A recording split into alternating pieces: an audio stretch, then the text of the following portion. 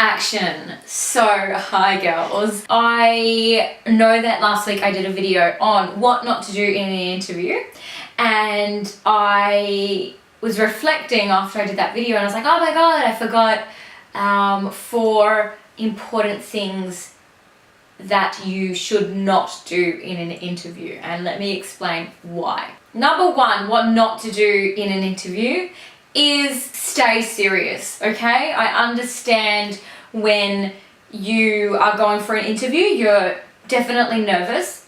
That's just human nature. But if you can show some of your personality in an interview, that seriously works wonders with the employer. I remember when I was 19, this is absolutely horrifying. I'm going to die telling you this, but I'm going to tell you anyway. So I walked into an interview, it was for a PA role, and I was killing the interview. I was like owning it. I was like, yes, I've got this job, amazing. And I did something so dumb. I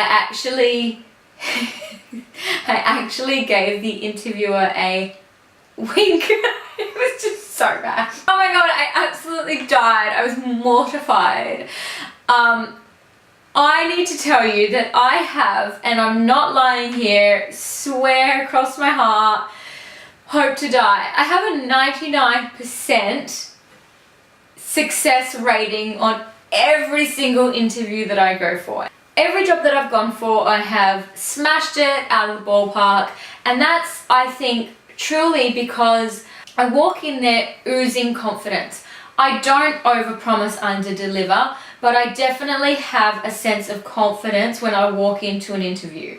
Number 2, I have a sense of humor. I think it is crucial to show a side of your personality and to really relate to an employer on certain topics, certain levels. Okay, what not to do in an interview, part 3 is do not, under any circumstance, I see this all the time, do not badmouth your current or previous employer.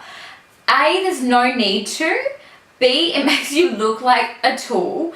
And C, they're just probably thinking, okay, well, there's 2 sides to every story, and what are you going to say about us when you move on from our company? So there's a diplomatic way of talking about why you're leaving the job or you're applying for this new job.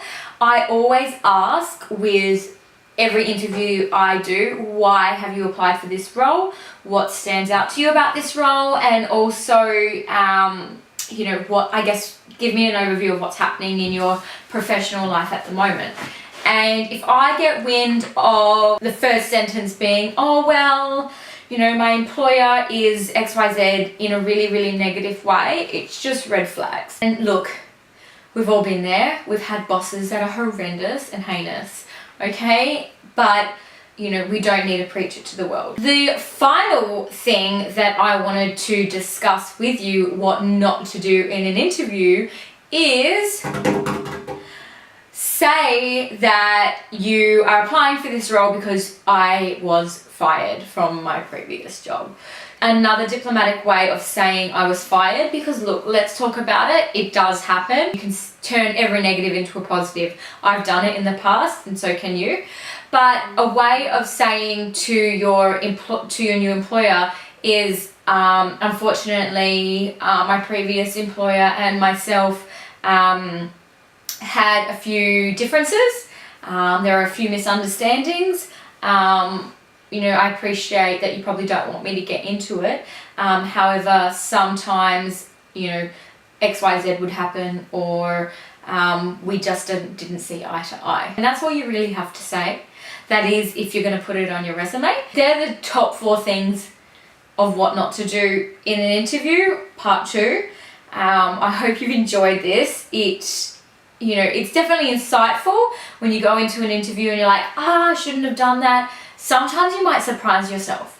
Like last week, I placed a candidate who she walked out of there thinking, I've bombed it. Don't underestimate your ability, because an employer will see in you what they're looking for if you haven't. Alright, so stay tuned to my next video. I am very excited to be sharing all of this amazing career knowledge with you. Don't forget to sign up to workitgirl.com.au as a candidate or an employer. We're always looking for more employers to advertise onto our site and to work with us that are passionate about growing females' confidence in business. I will see you in my next video. Bye!